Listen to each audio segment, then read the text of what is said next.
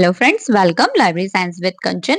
आज जो है हम यूनिट 9 जो हमारी रिसर्च मैथोलॉजी यूनिट है, ये सेट का जितने भी सिलेबस हैं, चाहे वो मध्य प्रदेश का हो, गुजरात का हो या वेस्ट बंगाल का हो, या फिर हम यूजीसी नेट की बात करें या अदर एग्जाम्स की बात करें, तो रिसर्च मैथोलॉजी एक बहुत इंपॉर्टेंट टॉपिक है।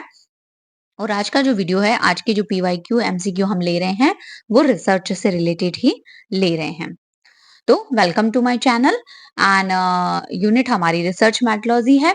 अगर आपको वीडियो अच्छा लगता है तो प्लीज मेरे वीडियो को लाइक कमेंट अवश्य करें और मेरे चैनल को सब्सक्राइब जरूर करें। तो हम शुरू करते हैं। हमारा पहला क्वेश्चन है, विच of the following statement is correct? इनमें से क्या एक स्टेटमेंट है जो कि करेक्ट है? Discover discoveries are researches, researches lead to discovery, invention and research are related, none of the above। जो आपकी खोज होती है वही आपकी रिसर्च हो जाती है। सपोज आपने कुछ भी खोजा, आप उसे रिसर्च कह लेंगे।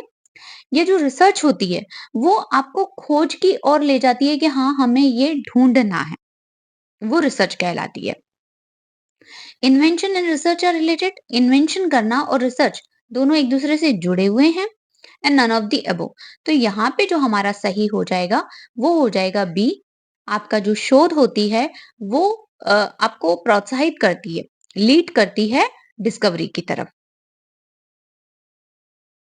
द रिसर्च इज ऑलवेज, एक रिसर्च हमेशा क्या होनी चाहिए या क्या होती है?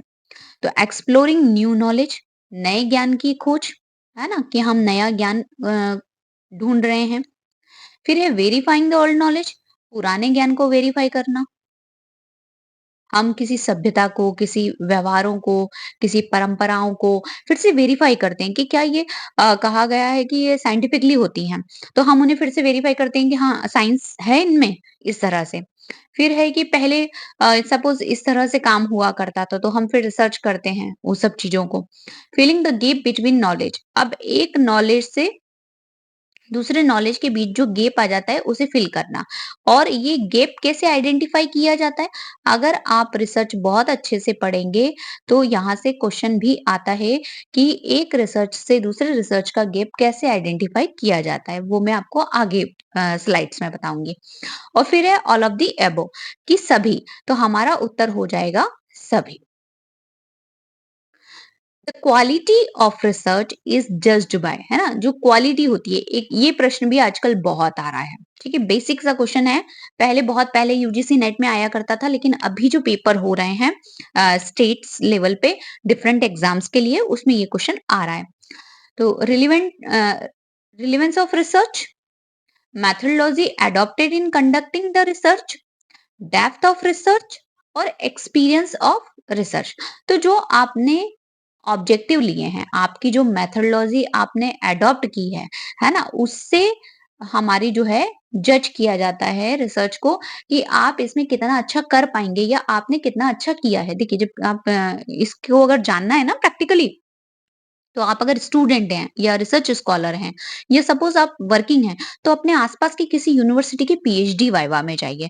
जब पीएचडी वाइवा पूरा हो जाता है, वो कैंडिडेट अपना प्रेजेंटेशन दे देता है, तो जो एक्सटर्नल या एक्सपर्ट होते हैं जो बुलाए जाते हैं, आप देखिएगा वो आपको आपके पूरे रिसर्च को जज कहाँ करते हैं? आपकी मेथोडोलॉजी पे, आपके डेटा पे, आपके डेटा कलेक्शन टेक्निक पे, कि आपने कैसे ये कलेक्ट किया, आपने ये मेथोडोलॉजी गलत चूज कर ली, इसको ऐसे नहीं ऐसे किया जाता है। ये प्रैक्टिकली आप वहां पे सीख सकते हैं। तो अपने आसपास किसी डिपार्टमेंट में है, आपको पता है, तो कोशिश करिए इस तरह का अटेंड करने की। The depth of any research can be जज बाय, अब डेप्थ, ठीक है, अब हमें उसको कितनी डेप्थ वो जा सकती है, मतलब आप कितना गहराई में जाके काम कर रहे हैं, हमें ये पता लगाना है। तो टाइटल ऑफ द रिसर्च, इससे हमें मोटा मोटी बस ऊपर ऊपर पता पड़ जाएगा कि हमने ये करना है या किया जाना है।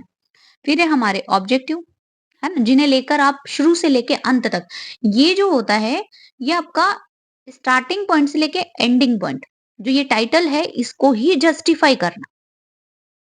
Total expenditure on the research आपने कितना अमाउंट खर्च कर दिया है। इससे हो सकता है सपोज़ किसी ने 4-5 हज़ार रुपए खर्च करके भी बहुत अच्छा काम कर लिया हो, किसी ने 3-4 लाख रुपए खर्च कर कर भी अच्छा नहीं किया हो। तो हम एक्सपेंडिचर से तो कभी भी नहीं पता ड्यूरेशन ड्यूरेशन डिपेंड करता है पर्सन टू पर्सन। आप कितना अच्छा राइटिंग स्किल रखते हैं, आप कितना नॉलेज होल्ड करते हैं या समटाइम्स फैमिली सिचुएशंस या डिपार्टमेंट सिचुएशंस या अदर जो चीज़ें होती हैं ड्यूरेशन को आपको वो कर सकती हैं कि किसी की पीएचडी 3 साल में भी होती है, 4 में भी होती है। समटाइम्स दूसरी प्रॉब्लम्स हो जाने के कारण बीच में छोड़नी भी पड़ती है या आपका गैप हो सकता है। तो इसे भी हम जज नहीं करेंगे। तो हमारे जो 3 थे हम इसे जज नहीं करेंगे।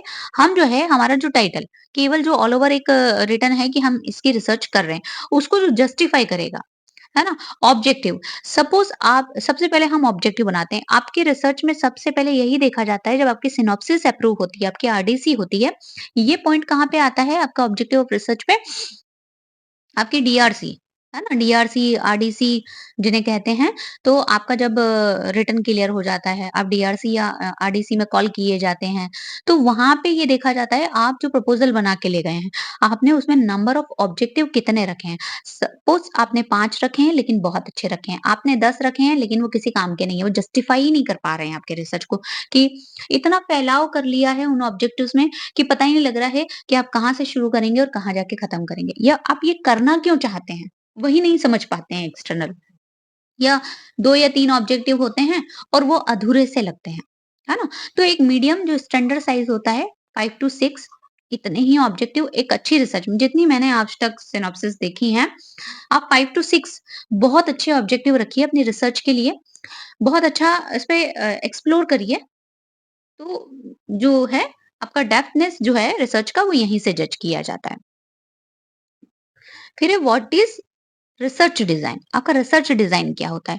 देखिए जब हम आप इसके लिए ना आपको स्टेप्स बहुत अच्छे से पढ़ना चाहिए और एक बार आपने रिसर्च की स्टेप्स पढ़ ली, इवन इंटरव्यू में भी स्टेप्स पूछी जाती हैं, जो 7-8 स्टेप्स हैं, वो आपकी पूछी ही जाती हैं। फिर वहाँ से क्रॉस क्वेश्चन भी होते हैं, क्योंकि आप रिसर्च का कितना नॉ सपोज़ आपने एमफिल अभी तो एमफिल बंद हो गया है, बट आप एमफिल कर रहे हैं, है ना? एमफिल अपीयरिंग स्टूडेंट है, एमफिल कर रहे हैं या आप पीएचडी अभी स्टार्ट ही किया है और आपको इंटरव्यू देने जा रहे हैं, आप उनसे कह रहे हैं कि हाँ, मैं पीएचडी कर रहा हूँ, अभी मैंने एडमिशन लिया है, तो पक्का एक क्वेश्चन आपका रिसर्च से होना ही होना है। आपका टॉपिक पूछा जाएगा और टॉपिक से ही स्टार्ट हो जाएगा research methodology, research design, research proposal, आपकी डेटा कलेक्शन टेक्निक, आपकी फाइंडिंग, आपका अज्यूमशन उस प्रॉब्लम को लेके जो आपने चूज करी है। तो हम आ जाते हैं अपने क्वेश्चन पे what is research design sorry a way of conducting research that is not grounded in the theory the choice between using qualitative और quantitative methods the style in which you present your research finding, for example, a graph, a framework for every stage of the collection analysis of data. तो research design को हम क्या कहते हैं? हम footprint भी कहते हैं और हम फ्रेमवर्क। देखिए इस तरह के कीवर्ड याद रखिए कि रिसर्च डिजाइन को फ्रेमवर्क भी कहा जाता है। फ्रेमवर्क हमने एक फ्रेम बना ली कि मेरी रिसर्च यहाँ से शुरू होके यहाँ पे खत्म होगी। मैंने टॉपिक डिसाइड किया, मैंने मेथोडोलॉजी असाइन करी, मैंने हाइपोथेसिस बनाई, डेटा कलेक्शन किया कि कैसे करूँगी, ठीक है? डेटा कलेक्ट हो गया, डेटा एनालिसिस हो गया, ग्राफिकल रिप्रेजेंटेशन हो गया, है ना? हमने कंक्लूजन्स और वो सब दे दिए एंड देन लास्ट फिनिश। आपका 1 से शुरू होके 10 ये जो सारा है कि आप कैसे उसे करेंगे, ये पूरा जो फ्रेमवर्क है, ये हमारा रिसर्च डिजाइन होता है। Which of the following is the first step in starting the research process? ये क्वेश्चन मल्टीपल एग्जाम में इसी 2024 में आया है, अलग-अलग तरीकों से पूछा है। Very very IMP question but पूछने का तरीका अलग होता है। Searching source of information to locate problem हम उन स्रोतों को खोजेंगे जहां से हम सूचना ढूंढे जहां से हम अपनी प्रॉब्लम को ढूंढेंगे। Survey of related literature, review of literature, very important chapter और step of our research. Identification of problem सबसे पहले हम अपनी समस्या की पहचान करेंगे, है ना? समस्या की पहचान करना कि हम आइडेंटिफाई करेंगे हमारा प्रॉब्लम क्या है। Searching for solution of the problem, ये तो सबसे लास्ट जब हाइपोथेसिस टेस्टिंग की बात होती है वहां पे हम सॉल्यूशन हो जाता है फाइनल जाके कि हम सर्च कर रहे हैं कि भाई पूरी वही कि हम जाके उसको टेस्ट करेंगे। तो हमारा जो ऑप्शन है वो सी वाला सही आंसर है, आइडेंटिफिकेशन ऑफ प्रॉब्लम।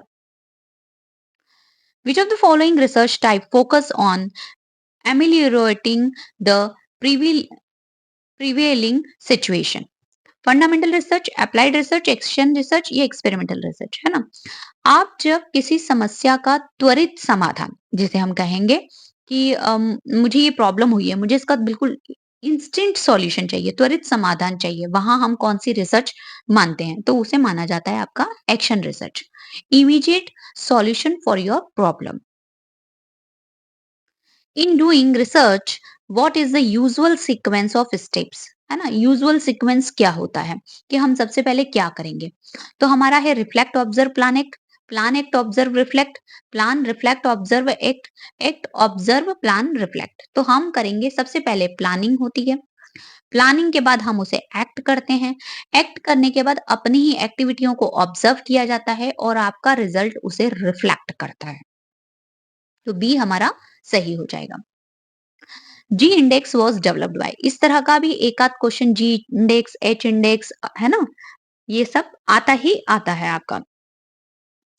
तो लियो हैगे, जॉर्ज ई हिट्स, एडमुंड इलिस, बर्विक लेविस। तो हमारा जो जी इंडेक्स दिया है वो आपका दिया है लियो एगे ने। आई 10 इंडेक्स वाज इंट्रोड्यूस्ड बाय, ये क्वेश्चन भी अभी रिसेंटली में आया है और फिर से आ सकता है। Web of science, Google scholar, research kit और एल्सवेयर, है ना।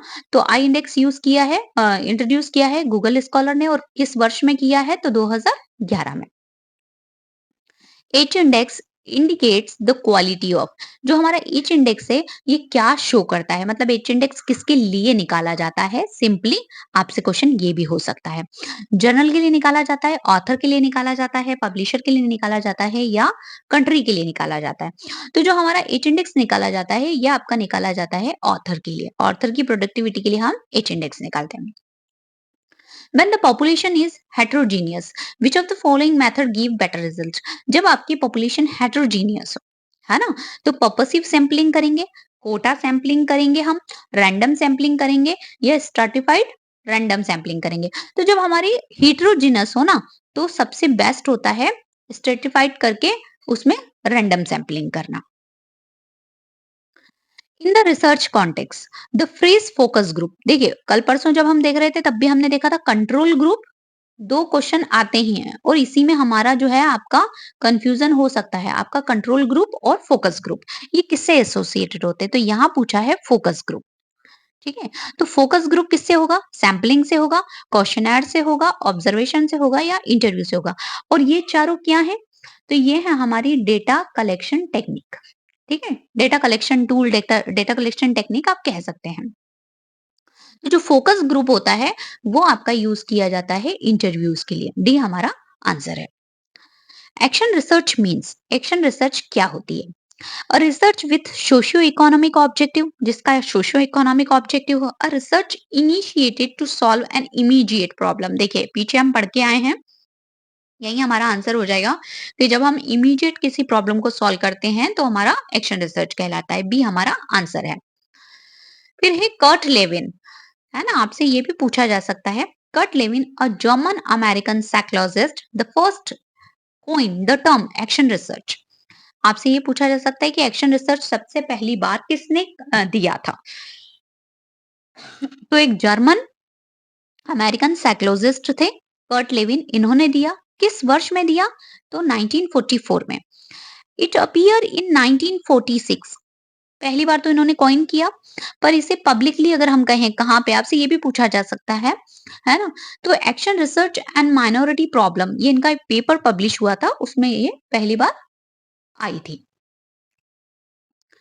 In which type of observation the participant do not know that they are being observed? देखिए आपको है ना ये जो सारे टेक्निक है, हम पीछे जाते हैं, एक क्वेश्चन है ना, आपका सैम्पलिंग, प्रोबेबिलिटी, नॉन प्रोबेबिलिटी, फिर आपका प्रोबेबिलिटी, नॉन प्रोबेबिलिटी, है ना? फिर उसके अंदर जो टाइप हैं वो सारे टाइप, क्वेश्चनायर, क्वेश्चनायर आपका ओपन, क्लोज और मिक्स, इलस्ट्रेटेड, बहुत सारे टाइप के होते हैं। Observation, participatory, non participatory, quasi, interview, है ना?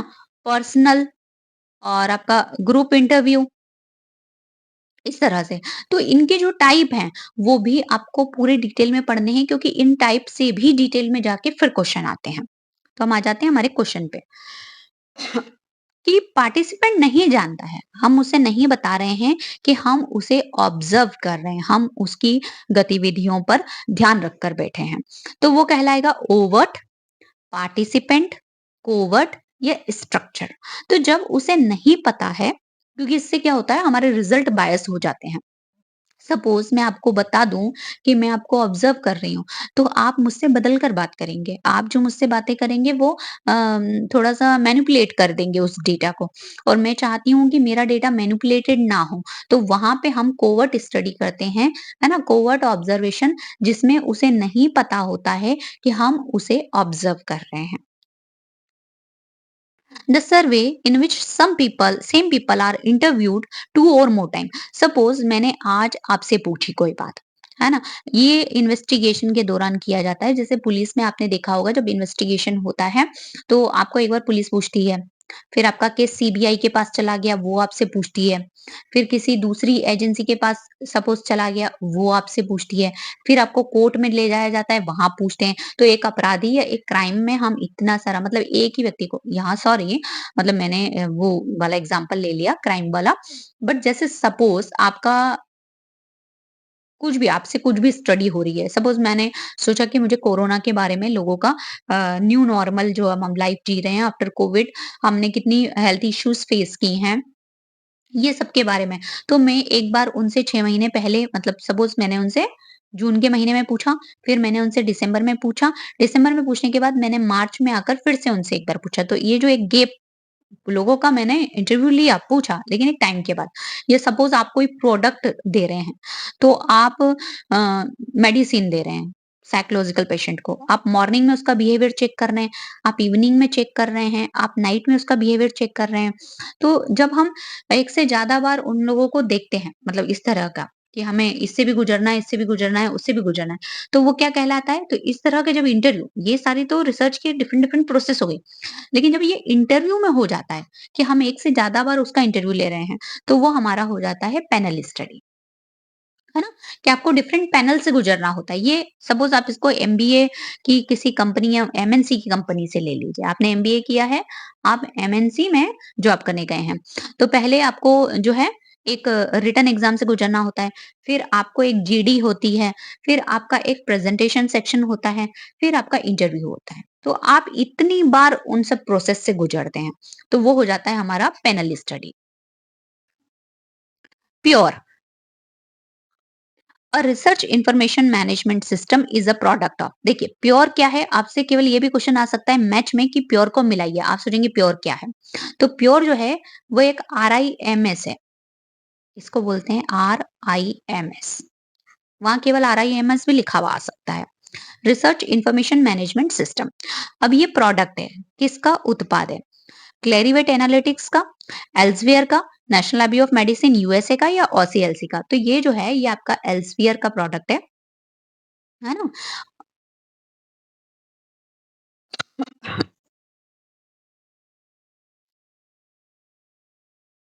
कन्वरीज इज अ प्रोडक्ट ऑफ, अब ये कन्वरीज जो है ये भी आपका जो है ये क्या है, एक रिसर्च इंफॉर्मेशन मैनेजमेंट सिस्टम है।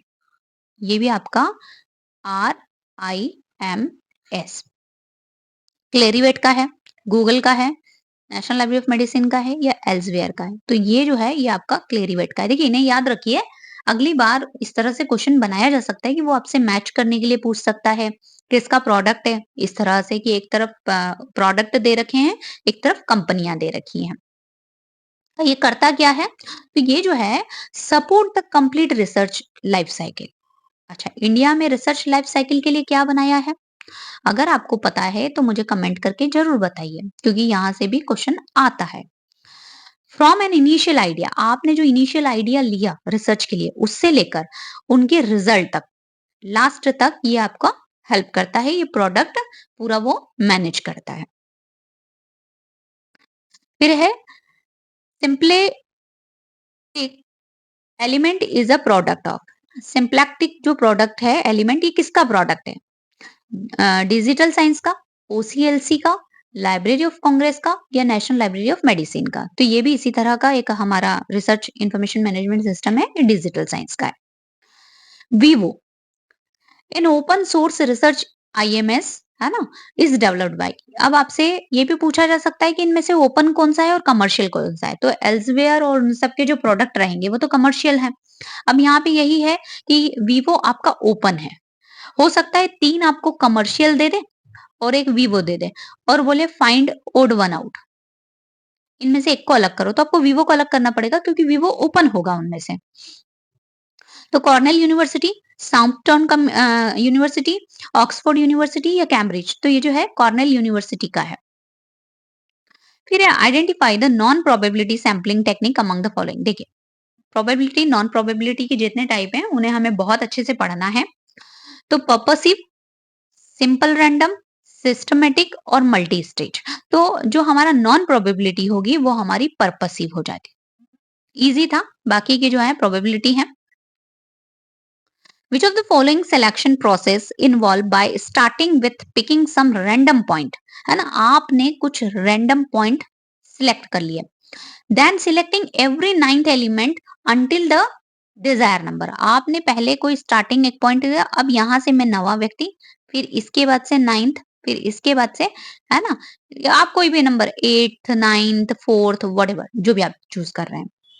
तो simple random sampling, deliberate sampling, cluster sampling या सिस्टमैटिक, तो ये हमारी कहलाती है systematic sampling. Method design for use in refining judgmental data collection. जब हम एक जजमेंटल डेटा कलेक्शन करते हैं, मतलब यहाँ पे भी हम जब डेटा भी कलेक्ट कर रहे हैं तो judgmental data from a panel of selected expert. मैंने एक पैनल कॉल किया है, बहुत सारे लोगों को बिठाया है ना, पैनल में होते हैं एक्सपर्ट, मैंने पैनल को कॉल किया है और वो पैनल से मैं डेटा कलेक्ट करवा रही हूँ। तो content analysis, historical method, case study method या डेल्फी मेथड, तो ये हमारा कहलाता है डेल्फी मेथड। अब डेल्फी मेथड किसने बनाई थी, ये प्रश्न भी बहुत बार आता है। तो रैंड, जो प्रोजेक्ट रैंड था, है ना, उसमें बनाई गई थी 59 में। और अगर व्यक्ति पूछा जाए आपसे तो कई बार अलग अलग नाम देता है। 3 लोग हैं, ऑल्फ हेल्मर, नॉर्मल डाल्की एंड निकोलस रेचस्टर। तो आप इनमें से ये तीनों नाम याद रखिए, तीनों में से किसी एक व्यक्ति को देकर भी पूछा जा सकता है। Our next question, which of the following is a type of bibliometric method? जो हमारा bibliometric method है उसकी क्या टाइप्स हैं? Case study method, comparative librarianship, library surveys या कंटेंट एनालिसिस। तो जो हमारा है वो है डी, कंटेंट एनालिसिस। जब हम करते हैं तो हम बिब्लियोमेट्रिक स्टडी करते हैं। विच of the following selection method, है ना, जो इनमें से कौन सी जो सिलेक्शन मेथड है, each member of the population has an equal chance of getting selected. जिसमें दो चीजें होती हैं, एक हमारा होता है यूनिवर्स, दूसरा होता है सैम्पलिंग। इसे हम यूनिवर्स कहते हैं, ये होता है हमारा सैम्पलिंग। तो वो कौन सी मेथड होती है जिसमें ये है कि सभी लोग, जितने लोग हैं इस ग्रुप में, सबके इक्वल चांस हैं सिलेक्ट होने के। Purposive, convenience, lottery method of sampling या स्नोबॉल। तो ये जो है आपकी पर्पसिव में नहीं होगा, कन्वीनियंस में नहीं होगा, स्नोबॉल में नहीं होगा। लेकिन जो लॉटरी मेथड है, लॉटरी मेथड में ये चांस होते हैं, आप सभी के नाम उसमें डाल दिए आपने एक बॉल में, तो इक्वल चांस है कि हम किसी भी चूज कर सकते हैं। तो इस तरह के क्वेश्चन जब आए तो थोड़ा सा सोचिए उससे, इस तरह से प्रैक्टिकली आपको आंसर बन जाएगा। Internal criticism and the external criticism, ये क्वेश्चन भी आता है और इंटरनल और एक्सटर्नल इंडिविजुअली अलग अलग देकर भी पूछे जाते हैं। Constitute the main stay of, किसमें से किस तरह के, ये मेन स्टडी ऑफ है ना, स्टडी है। तो डिस्क्रिप्टिव मेथड में, केस स्टडी मेथड में, हिस्टोरिकल मेथड में या साइंटिफिक मेथड में। तो जो आपका ये इंटरनल एक्सटर्नल क्रिटिसिज्म है, ये सीधे सीधे आपका हिस्टोरिकल रिसर्च से रिलेट करता है। In citation practice the word ibid is use for, देखिए अभी तक आपने देखा है कि आई बीट और ऑप्सिट लॉक्सिट और ये सब दे दिया जाता है, सामने चार दे दिए जाते हैं, आपको मिलाना होता है तो इजी होता है। आप एक, आपको एक आता है, आपने मिला दिया, लेकिन इन्हें अलग अलग याद करना कि इसका पर्टिकुलर मीनिंग क्या है।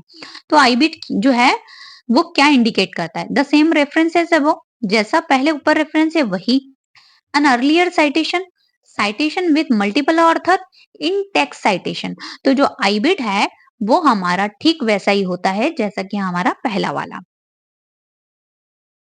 For referring to an earlier reference on the same page, ये सेम पेज पे ही हम एक यहां से साइट कर रहे हैं, एक यहां से, बट नॉट इमीडिएटली, बट एकदम पहले वाला नहीं, उस पेज पर। विच वन इज यूज, तब हम क्या यूज करेंगे, लोकसिट, ऑप्सिट, आईबिट, रेफरेंस टू अबो, तो वहां पे यूज किया जाता है आपका loc cit. Arrange the following is in logical sequence, अब हमें इन्हें लॉजिकल सीक्वेंस में अरेंज करना है। तो मैं बोल रही हूँ बार बार रिसर्च स्टेप, तो सबसे पहले जो है हम अपना इनमें से जो दिया हुआ है इनमें से पहले आपका फॉर्मुलेशन ऑफ रिसर्च डिजाइन, सबसे पहले हमने रिसर्च डिजाइन बना लिया, सिलेक्शन ऑफ सैंपल, अब हमने यूनिवर्स से एक सैंपल सिलेक्ट कर लिया, इस सैंपल से फिर हम अपना डेटा कलेक्ट करेंगे, और जब आपने डेटा कलेक्ट कर लिया तो आप उसे डेटा एनालिसिस करेंगे, जब डेटा एनालिसिस हो गया तो हम रिपोर्ट लिखेंगे। तो ये हमारे 1 2 3 4 ABCD सही अरेंज है। Who among the following coin the term webometric, देखो वेबोमेट्रिक, बिब्लियोमेट्रिक, लिब्रामेट्रिक, जितनी भी टर्म है उन्हें भी बहुत अच्छे से याद कर लीजिए, एक आध क्वेश्चन आता ही है। तो ऐसा रंगनाथन, एलन पिचर्ट, आपका नॉलीमाओ, मुलचेंको, एल्मिंड एंड इंगवर्सन, तो ये जो है आपका दी है, केवल इंगवर्सन भी ऑप्शन में कभी कभी आता है, तो Almind and Ingwersen. Institute of scientometric was establish at Tumkur, जो साइंटोमेट्रिक का एक इंस्टीट्यूट बनाया गया है वो बनाया गया है तुमकुर इंडिया में। तो आपसे ये प्रश्न भी पूछा जा सकता है कि ये इंस्टीट्यूट है कहाँ भारत में। फिर आपसे दूसरा प्रश्न हो सकता है कि ये किस वर्ष में बना, ठीक है। फिर वर्ष के साथ वो ये पूछ सकता है कि पूरी डेट क्या थी, तो 27 मार्च 2011 थी। अब जो है इसको बनाया किसने, SL संगम, PT Saligram, OP Singham, HG Harshvardhan, तो ये जो बनाया था ये बनाया था SL संगम ने। लिटरेचर रिव्यू मीन्स, अब देखिए वहां पे एक बात थी हमारी, मैंने कहा था आगे वाली स्लाइड में बताऊंगी कि रिसर्च गैप, जब बात आती है आप रिसर्च गैप को कैसे आइडेंटिफाई करते हैं, तो रिसर्च गैप को लिटरेचर रिव्यू द्वारा ही आइडेंटिफाई किया जाता है। अगर इस तरह का प्रश्न आ जाए और वहां रिव्यू ऑफ लिटरेचर ऑप्शन में हो तो आप उसे लगा के आइएगा। Future status research, background study, objective of the research and scope of the, तो हम लिटरेचर रिव्यू से क्या करते हैं, सपोज मैंने एक टॉपिक लिया, information seeking behaviour of the Mumbaikar, जो मुंबई के लोग हैं, रोज जो आते जाते हैं जिन्हें हम बोलते हैं मुंबईकर, है ना, तो मुंबईकर के जो हैं वो कैसे अपना इंफॉर्मेशन सीकिंग बिहेवियर, उनके क्या पैटर्न्स हैं, और उसमें भी मैं जेंडर स्पेसिफिक कर दूं कि comparative information seeking behaviour male and the female of Mumbaikar. तो अब मैं क्या करूँगी?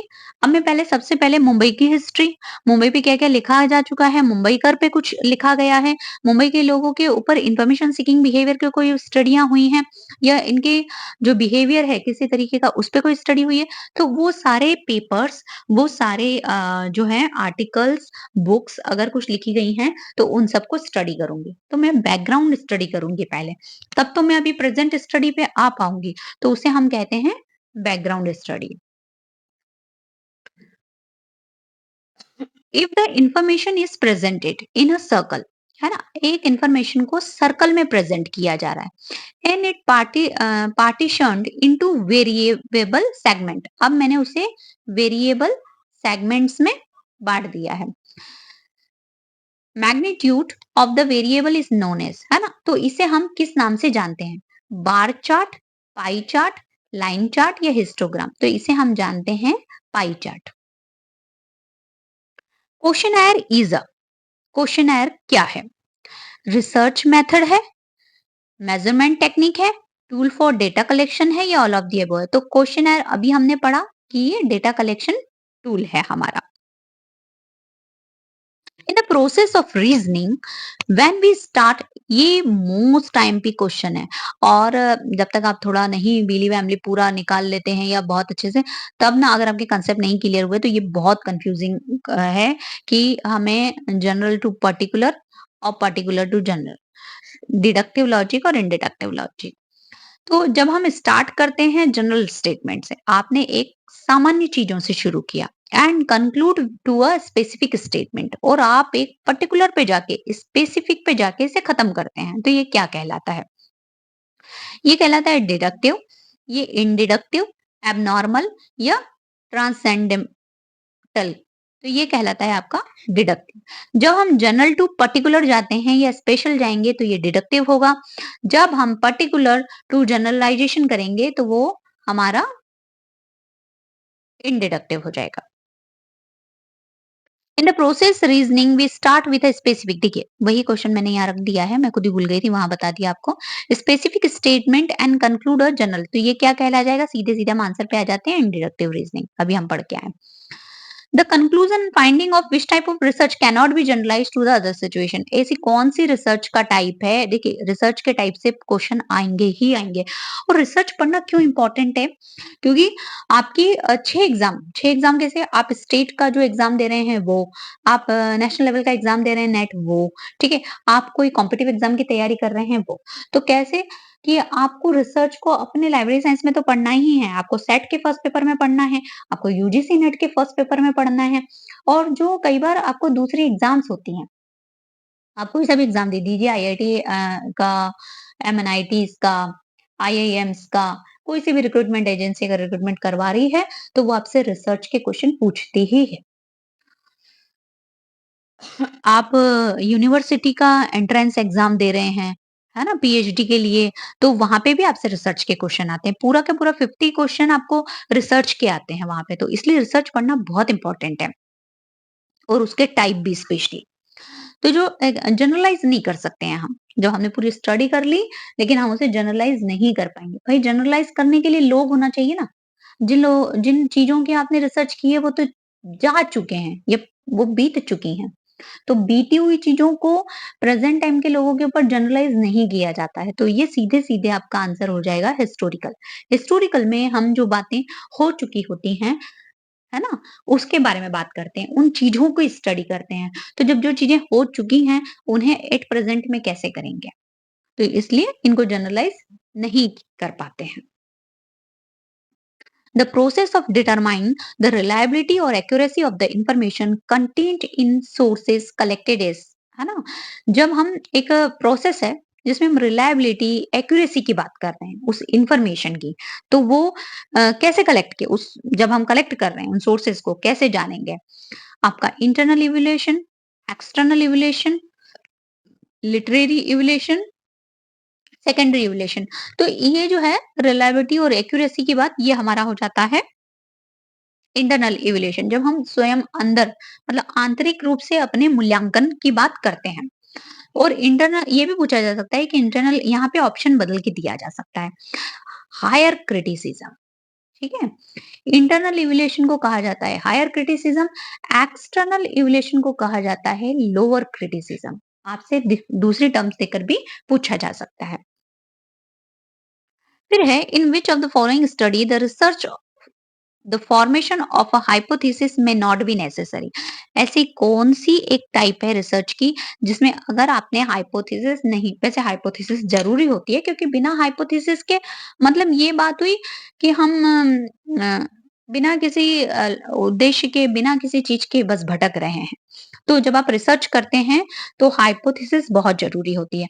लेकिन कुछ टाइप होते हैं मतलब रिसर्च के कुछ एरियाज़ होते हैं, जहाँ हाइपोथेसिस नहीं बनाने से भी चल जाता है। तो वो होगी हमारी सर्वे स्टडी, जो हमारे दिए हुए ऑप्शन है उसमें से। एक्सपेरिमेंटल स्टडी, हिस्टोरिकल और बोथ ए और बी। तो बोथ देख के मत लगाइएगा कि ए एंड सी। जो आपका हिस्टोरिकल होता है, उसमें हम हाइपोथेसिस नहीं बनाते हैं। मतलब मेजॉरिटी ऑफ केसेस में नहीं बनाई जाती है ना? आप बनाने को बना भी सकते हैं, अगर आपका एरिया उस तरीके का है, या आप रिसर्च इस टाइप की कर रहे हैं कि वो हिस्टोरिकल के साथ-साथ कुछ और पक्ष भी, पहलू अपने साथ समाहित कर रही है, तो आप हाइपोथेसिस बनाइए, वरना अगर नहीं भी बनाएँगे, तो काम चल सकता है। और अच्छे से रिसर्च प्रपोज़ल बनाना, मैं बहुत सारे स्टूडेंट्स के मैसेज देखती हूँ डिफरेंट जो है सब पे प्लेटफ़ॉर्म पे, कि हमें सिनॉप्सिस बनाना नहीं आता है, इवन रिसर्च पेपर लिखना नहीं आता है। ठीक है, रिसर्च पेपर लिखना सबको नहीं आ सकता है। ये एक चीज़ होती है कि धीरे-धीरे से जैसे हीरे को तराशा जाता है, ऐसी तरह से तराशने वाली चीज़ होती है कि एक अच्छा रिसर्च आर्टिकल आप लिख पाएँ। लेकिन रिसर्च हमें जानना चाहिए, है ना? रिसर्च प्रपोज़ल कैसे बनाए जाते हैं, किसी का आप हिंदी मीडियम के हैं, इंग्लिश मीडियम के हैं, आप शोधगंगा पे जाइए, शोध गंगोत्री पे जाइए, वहाँ से आप सिनॉप्सिस डाउनलोड करके देखिए कि अगले ने अगर 40 पेज में सिनॉप्सिस बनाई है, तो लिखा क्या है? लिखते क्या हैं? आपको किसी से पूछने की ज़रूरत, देखिए मैं हमेशा ये कहती हूँ, आत्मनिर्भर बनो। मैं ये नहीं कहती इसको पढ़ लो, उसको पढ़ लो, वो कॉन्फ्रेंस इसको देख लो, उसको देख लो, नहीं। आप जानते हैं, आपके पास एक अच्छा स्मार्टफ़ोन है, आप उस गूगल में जाइए, आप टाइप करिए इन्फिलिवनेट, आप शोध गंगा, शोध गंगोत्री प्लेटफ़ॉर्म पे जाइए, वहाँ से आप एक सिनॉप्सिस किसी का भी, हिंदी, इंग्लिश, जो भी आपको लैंग्वेज, आप डिफरेंट यूनिवर्सिटी हैं, डिफरेंट यूनिवर्सिटी के डिफरेंट डिपार्टमेंट्स दे रखे हैं लाइब्रेरी साइंस के, किसी न किसी ने तो सबमिट की होगी, आप वहाँ से एक डाउनलोड करिए, और पॉसिबल है प्रिंट आउट निकालिए, नहीं पॉसिबल है, ठीक है, उसे देखिए। आपको ये पूरा रिसर्च वहाँ क्लियर हो जाएगा। तो हम आ जाते हैं the conceptual framework in which research is conducted is called, है ना? जब हम जो है अभी हम पढ़ के आए, कंसेप्चुअल फ्रेमवर्क किसको कहेंगे? जहां फ्रेमवर्क की बात आ गई, वहां आ जाएगी बात हमारी रिसर्च डिजाइन की। तो सीधे सीधे आंसर हमारा research design.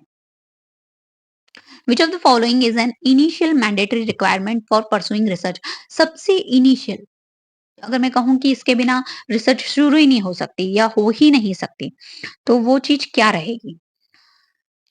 Developing a research design, बिना रिसर्च डिजाइन के रिसर्च नहीं हो सकती।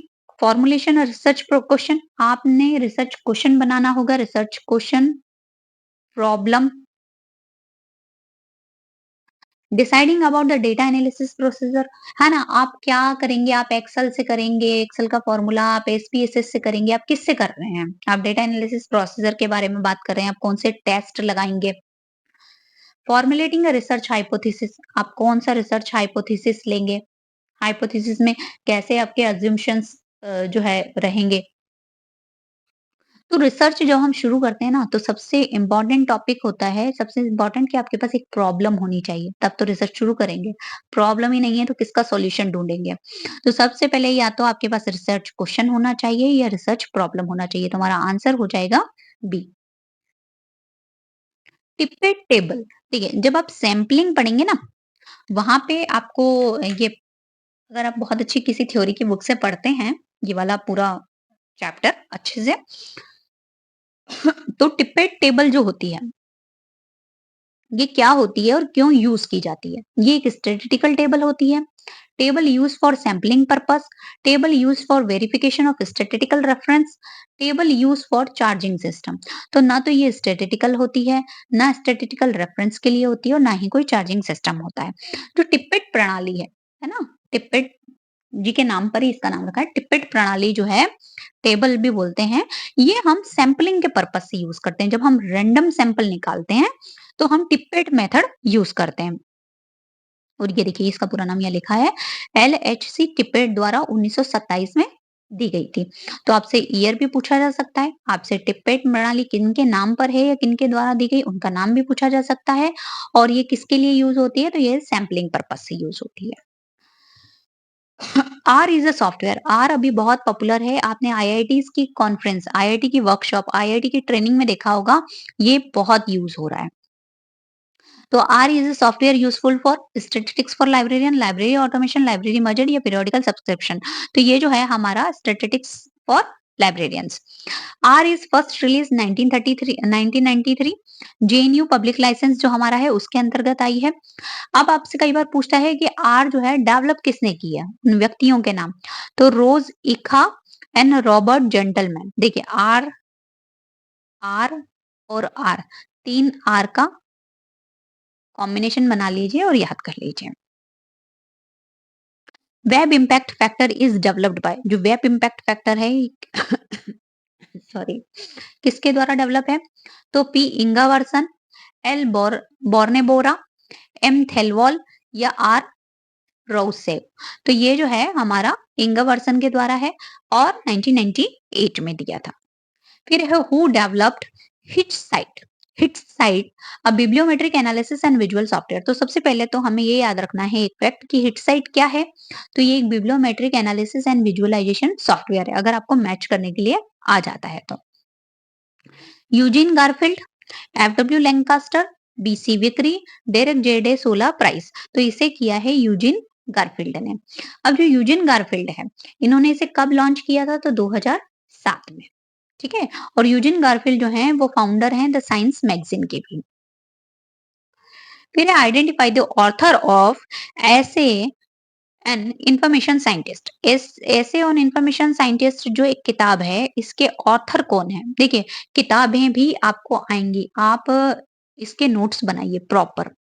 आप यूनिट 1 लीजिए, यूनिट 1 से यूनिट आपके 9th, है ना? हाँ 9th है ना, 10th 10 में तो कुछ है नहीं वैसे।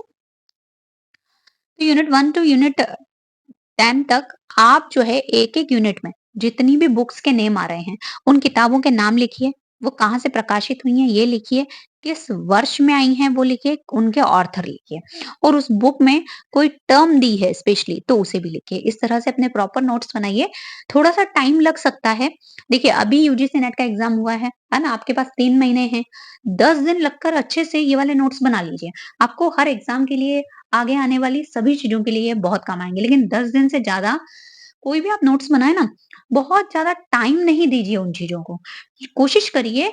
अभी मेरे पास कल-परसों मैसेज थे व्हाट्सएप पे बहुत सारे, एमपी से था वो व्यक्ति, है ना? या थी, जो भी था, नाम नहीं दिख रहा था। तो आपने मुझसे ये पूछा था कि मैम मैं नोट्स कैसे बनाऊँ? लॉन्ग बनाऊँ, शॉर्ट बनाऊँ? तो अब एमपी सेट जो है आपका या वेस्ट बंगाल सेट हम सब सब दिसंबर में होनी है। दिसंबर आप रिवीजन के लिए रखिए, 15 को हो, 1 को हो, जब भी हो आपका एग्ज़ाम। अब क्या बचा आपके पास? सितंबर के 15 दिन निकल चुके हैं। आपके पास बचा है अक्टूबर और नवंबर। आप बस इस 15 दिन में जो बनाना है बना लीजिए नोट्स। लंबे, चौड़े, छोटे, समराइज़ करके जैसे बनाना है आप जैसे याद रख पाएँ, बस बना लीजिए। पूरा अक्टूबर और नवंबर आपको अपने बनाए हुए नोट्स रिवाइज करना है और एमसीक्यू लगाना है। बस इससे ज़्यादा और टाइम नहीं वेस्ट करना है, वरना नहीं आप दे पाएँगे एग्ज़ाम। ये स्पेशली उन्हीं के लिए जिन्होंने कमेंट किया था। तो ऐसे open information scientist F W Lancaster, Derek J De Solla Price, Eugene Garfield and B C Vickery. तो ये भी किताब लिखी है यूजीन गारफील्ड ने। फिर है where can you find impact factor of an author. तो इम्पैक्ट फैक्टर जो है ऑथर के लिए हम कहाँ देखेंगे? रिसर्च गेट पर, रिसर्च आईडी पर, एसएसआरएन पर या स्कोप पर? कहाँ हम ढूँढेंगे? कहाँ मिल सकता है हमें? तो रिसर्च गेट पर। रिसर्च गेट भी पूछा जाता है। रिसर्च गेट कब आया? तो 2008 में आया। किसने दिया? तो एक कंप्यूटर साइंटिस्ट थे, डॉक्टर इज़ाद मडीश, इन्होंने दिया था।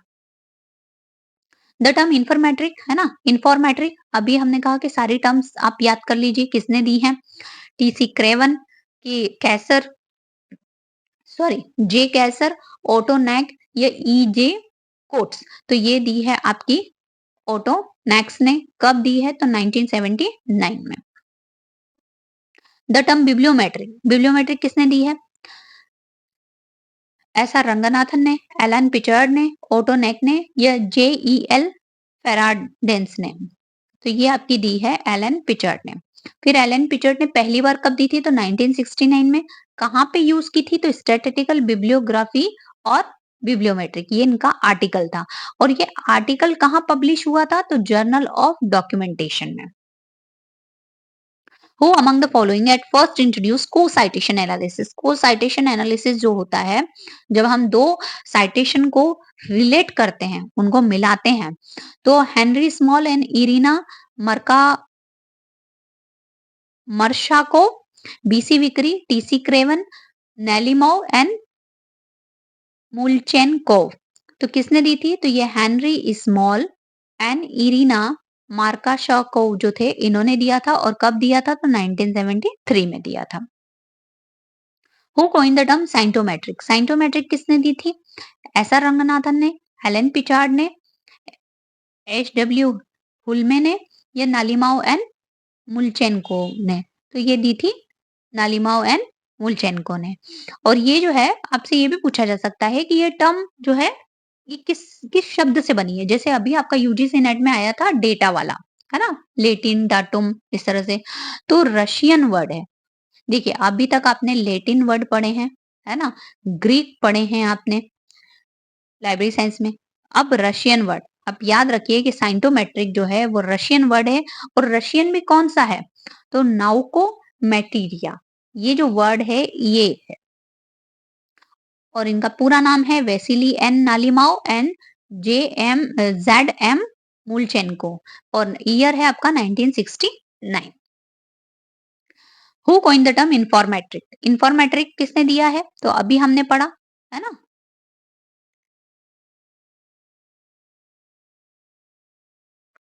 Bibliographic coupling was first advocate. Bibliographic coupling जो है वो किसने दी है? B K Sen, S R Ranganathan, M M Kessler, या एस सी ब्रेडफोर्ड। तो ये बिब्लियोग्राफिक कपलिंग जो है वो दी है आपकी एम एम केसलर ने। और ये प्रश्न आता ही आता है 1963 में।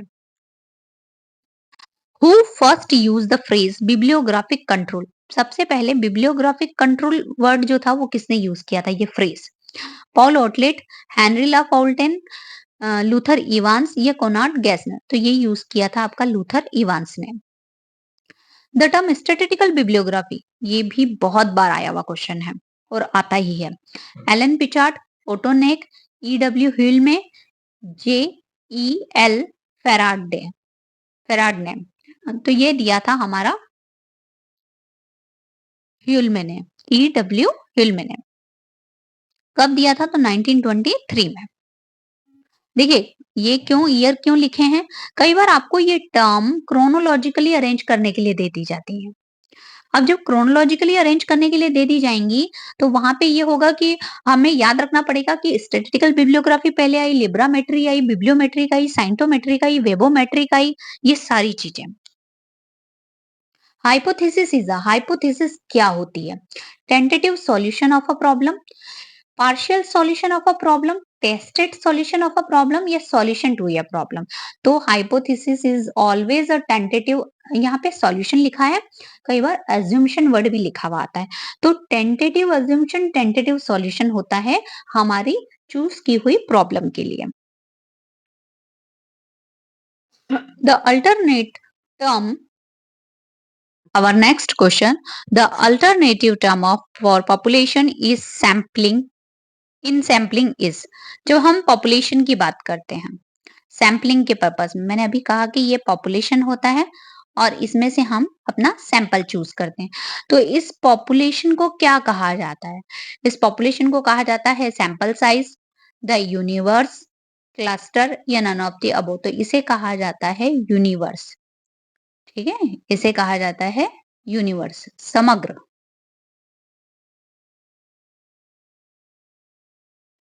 Who among the following has issued a manifesto on library statistics? इनमें से किसने मैनिफेस्टो जारी किया है लाइब्रेरी स्टैटिस्टिक्स की? हमें लाइब्रेरी स्टैटिस्टिक्स बनाना चाहिए, इसको लेके भी मैनिफेस्टो बना है।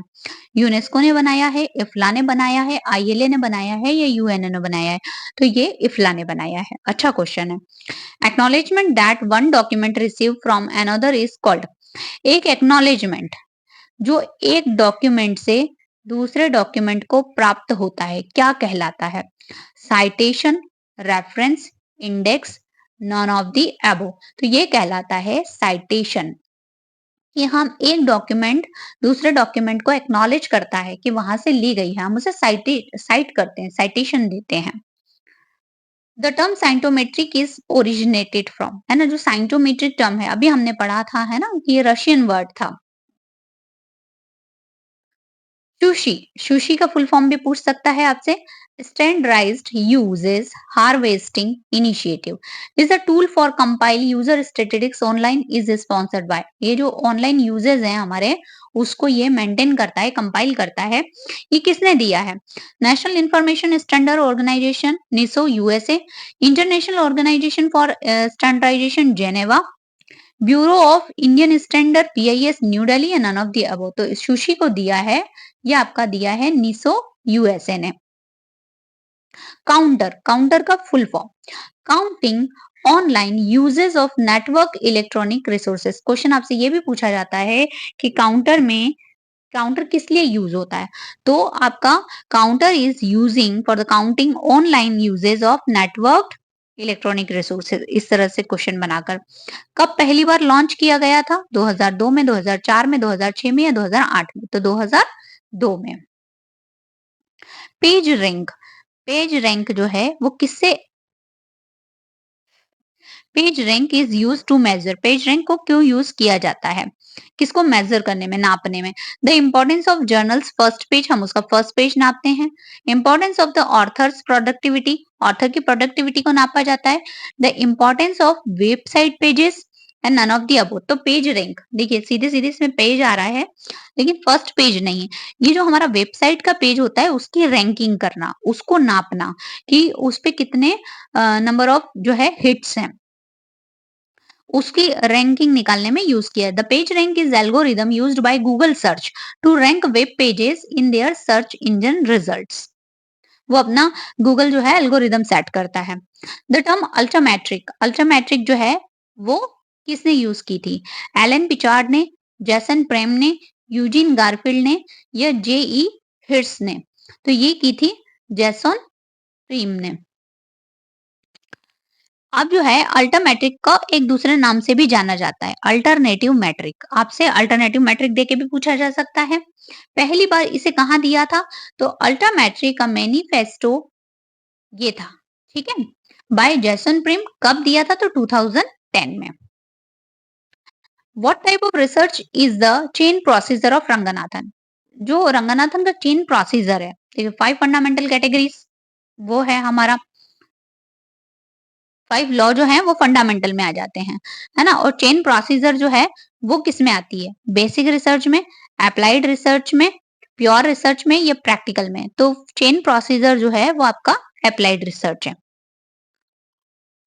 Ranganathan propounded basic law of library science based on, ये देखिए अभी मैंने आपको पीछे बताया कि उनके जो बेसिक लॉ हैं 5 लॉ, वो किस में आ जाएंगे? तो वो आ जाएंगे हमारे फंडामेंटल कैटेगरी में, फंडामेंटल रिसर्च में। Identify the techniques to collect the data regarding the number of person visited periodical section of a library at a different hours of the day। एक दिन के अंदर 24 आवर्स, एक दिन के अंदर में अलग अलग सुबह शाम दिन रात, है ना, या जो हमारे टाइमिंग है उसमें कितने लोगों ने जो हमारा पीरियोडिकल सेक्शन था, हमारा पीरियोडिकल सेक्शन है उसे विजिट किया है। इसको हम किससे जानेंगे? क्वेश्चन से, इंटरव्यू से, ऑब्जर्वेशन से, या लाइब्रेरी रिकॉर्ड से?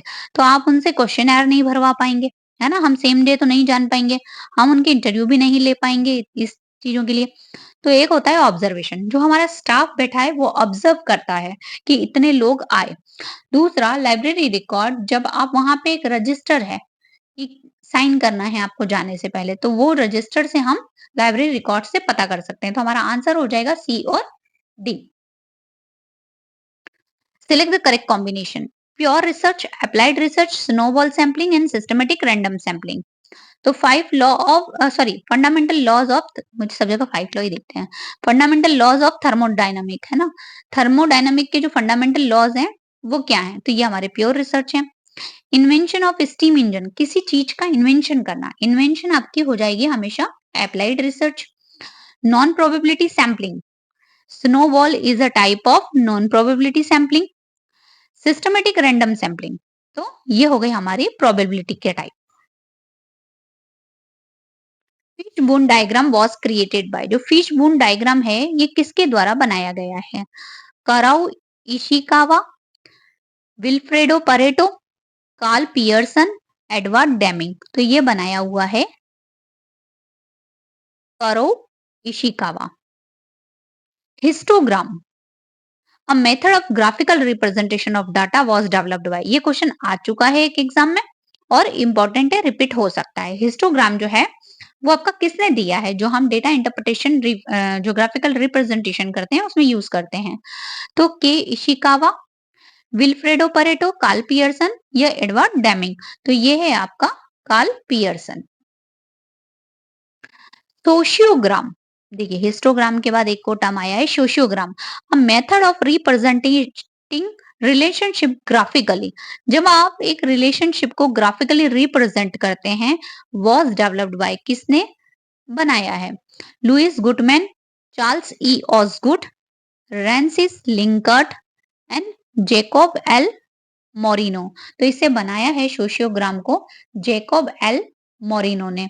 और जो सोशियोमेट्री है ना, सोशियोमेट्री और साइंटोमेट्रिक स्केल, इसमें हम क्या करते हैं, इसी को सोशियोग्राम का जो दूसरा नाम है, इसमें हम लोगों के सोशल रिलेशनशिप, जो ये रिलेशनशिप ग्राफिकली है ना, तो सोशल रिलेशनशिप को आप जो है क्वांटिटेटिव एनालिसिस करते हैं, मेजर करते हैं उसे।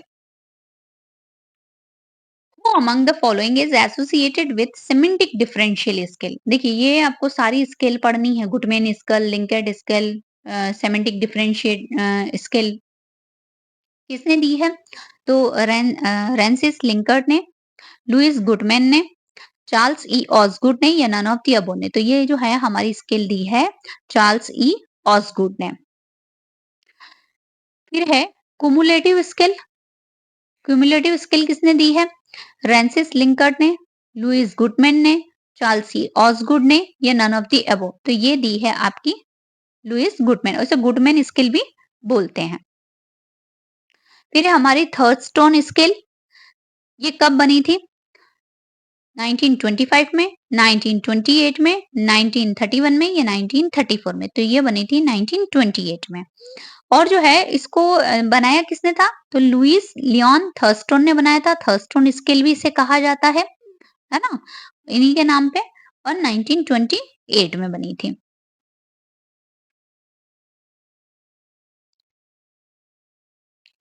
सुमेटेड रेटिंग स्केल, जो सुमेटेड रेटिंग स्केल है ये किसने बनाई थी? Francis Likert, Louis Guttman, Charles E Osgood, none of the above. तो इन्होंने नहीं बनाई, ये अभी बनाई, हमने अभी देखा इन्होंने। अब हमारे पास कौन ऑप्शन में बन गया? फ्रांसिस। इसे लिंकर्ट स्केल भी कहा जाता है। देखिए इनके नाम पे भी इस स्केल का नाम है और एक दूसरा नाम भी है, सभी स्केल में ये बात है कॉमन।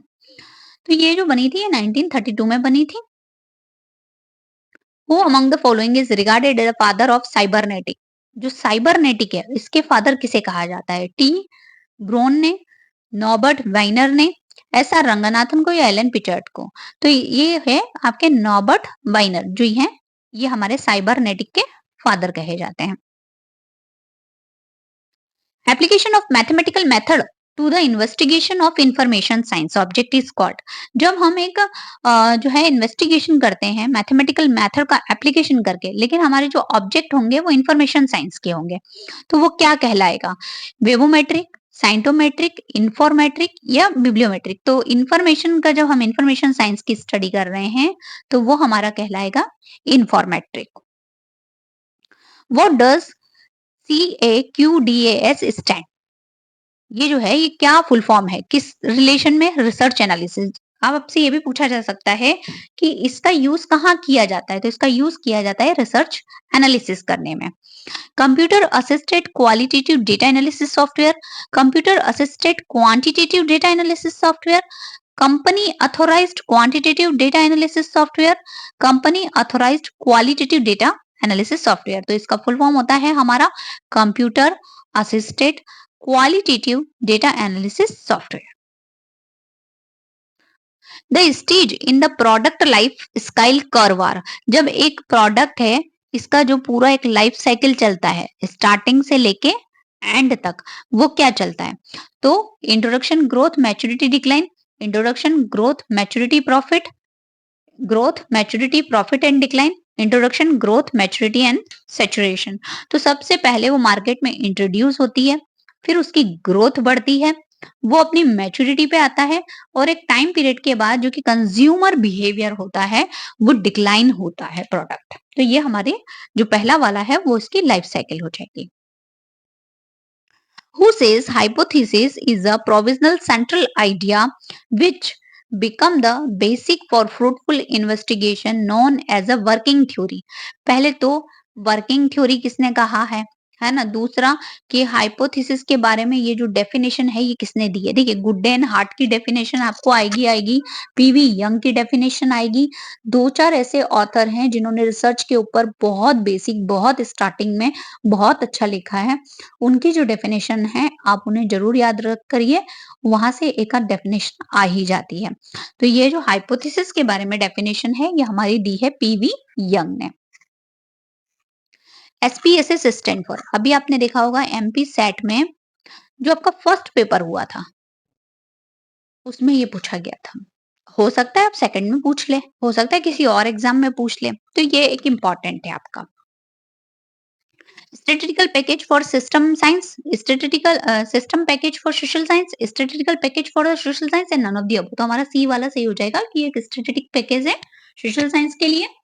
पहली बार जब इसको रिलीज किया था, पहला वर्जन आया था 1968 में। 2009 में इसको आईबीएम कंपनी ने ले लिया और अब जो इसका नाम है वो है आईबीएम एसपीएसएस। और आपने अगर छत्तीसगढ़ पीएससी 2017 का पेपर देखा हो, तो छत्तीसगढ़ पीएससी 2017 में एसपीएसएस का वर्जन पूछा था। इसका वर्जन क्या था? तो अगर छत्तीसगढ़ पीएससी 2017 में वर्जन पूछ सकता है तो अभी भी पूछा ही जा सकता है। तो करंट वर्जन जो अभी चल रहा है वो चल रहा है 29।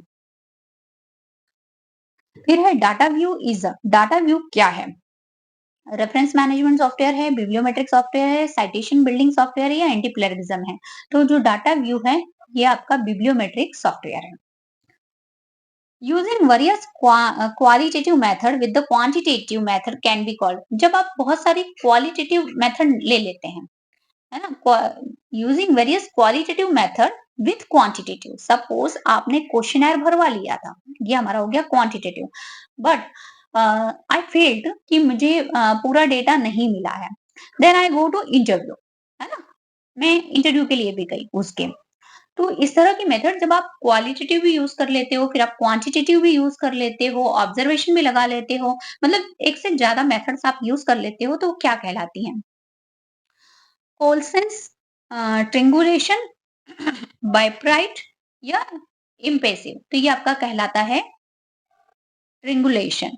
और ट्रिंगुलेशन से क्वेश्चन एनटीए नेट में फर्स्ट पेपर में भर भर के देता है, सारी शिफ्ट के सारे सब्जेक्ट को। Observation can be categorize into following two type. जो हमारा ऑब्जर्वेशन होता है, वैसे तो ये 2 से ज्यादा टाइप का होता है ना? लेकिन यहाँ पे जो बेसिकली मेनली हम कैटेगराइज करते हैं वो 2 टाइप में होता है, तो वो पूछा है। Systematic and unsystematic, scientific and traditional, participant and non participant and public and private. तो आपने पिछला जो स्लाइड था वहां मैंने एक्सप्लेन किया था कि ऑब्जर्वेशन जो होता है हमारा पार्टिसिपेटरी भी होता है और नॉन पार्टिसिपेटरी भी होता है। पार्टिसिपेंट, नॉन पार्टिसिपेंट और sometime it's a quasi. There is no significant difference in the proportion of male and female, है ना? मेल और फीमेल के प्रोपोर्शन में कोई डिफरेंस नहीं है, no significant. In the study population is an example of, है ना? अब हमें ये बताना है कि ये जो स्टेटमेंट है ये क्या बता रहा है हमें कि मेल फीमेल जो लाइब्रेरियंस हैं इनमें कोई, इनके प्रोपोर्शन में कोई डिफरेंस, सिग्निफिकेंस डिफरेंस हमें नहीं मिला। स्टडी हमने कर ली। Hypothesis of point prevalent, null hypothesis, hypothesis of association, hypothesis of difference. तो जब नो वर्ड आ जाए, अभी भी 2 एग्जाम में क्वेश्चन आया था नल हाइपोथेसिस से कि there is no significant relationship between the two variable is called, इस तरह से दिया था। तो ये हो जाएगा आपका null hypothesis. Action research is, action research क्या है? An applied research, longitudinal research, historical research और केस। तो action research is a advance stage of applied research. Double blind review, देखिए रिव्यू से भी क्वेश्चन आते हैं कि रिव्यू क्या होता है जब आप कहीं पे पेपर लिखकर भेजते हैं।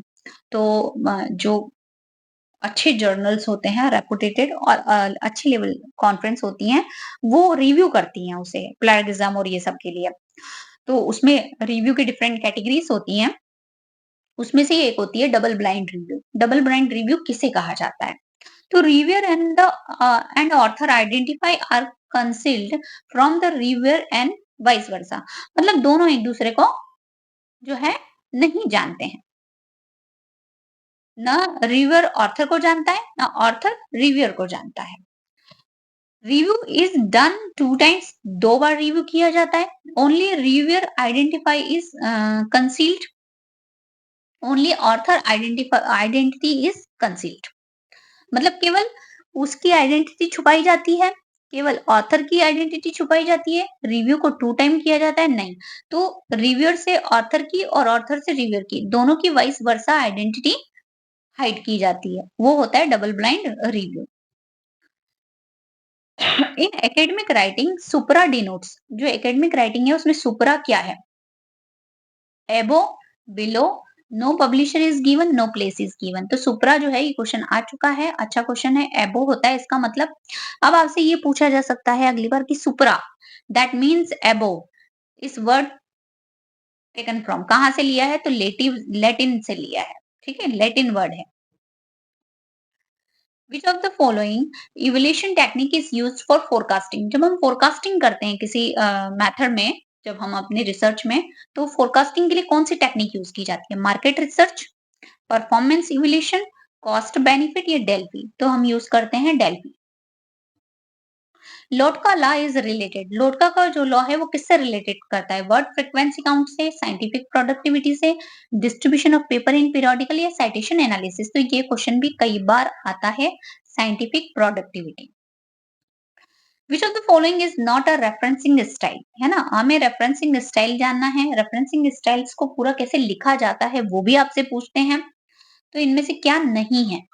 शिकागो मैनुअल स्टाइल है, अमेरिकन साइकोलॉजिकल एसोसिएशन है, रिसोर्स डिस्क्रिप्शन एंड एक्सेस नहीं है ना? यही हमारा आंसर हो जाएगा, क्योंकि आरडीए हमारा कोई रेफरेंस स्टाइल नहीं है। प्रूफ रीडिंग ऑफ डेटा, जब हमने डेटा को कलेक्ट कर लिया डिफरेंट सोर्सेज से, डेटा कलेक्शन टेक्निक से, जब हम इसकी प्रूफ रीडिंग करते हैं, कैच एंड करेक्ट एरर, क्योंकि डेटा जब आप बहुत ह्यूज अमाउंट में डेटा लेते हैं तो थोड़े से एरर तो आ ही जाते हैं। जब हम उसकी प्रूफ रीडिंग करते हैं उसको सही करने के लिए, उसके एरर्स को हटाने के लिए, तो ये क्या कहलाता है?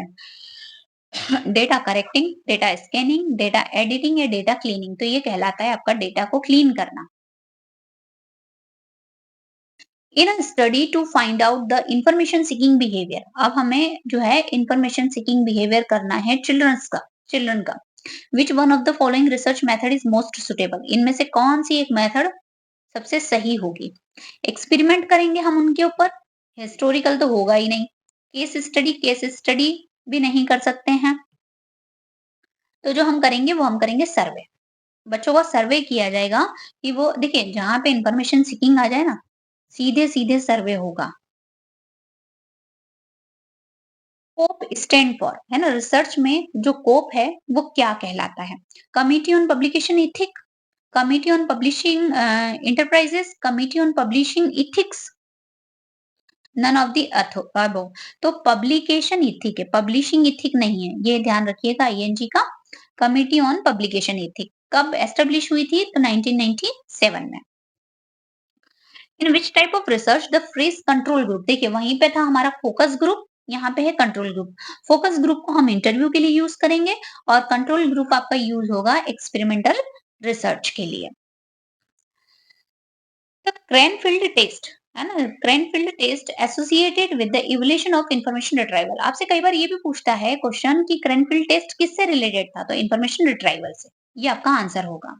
Was carried under the direction of, अब जो पूछा है आपसे, व्यक्ति पूछे हैं कि किन व्यक्तियों के बीच में के द्वारा उसको डायरेक्ट किया जा रहा था? तो C W Cleverdon, G Salton, D C Blair, M E Maron या वुरिस? तो ये जो कर रहे थे C W Cleverdon. Cranfield study is are an example of, ये किस तरह की स्टडी है? तो हमने अभी देखा क्या था, इंफॉर्मेशन रिट्राइवल, लेकिन किस तरह का था? तो ये था एक्सपेरिमेंटल टाइप का रिसर्च। जो आपका करंट फील्ड स्टडी थी, ये आपकी थी experimental. Thank you. I hope आपको वीडियो अच्छा लगा होगा। वंस अगेन मेरे चैनल को लाइक, कमेंट और सब्सक्राइब जरूर करें।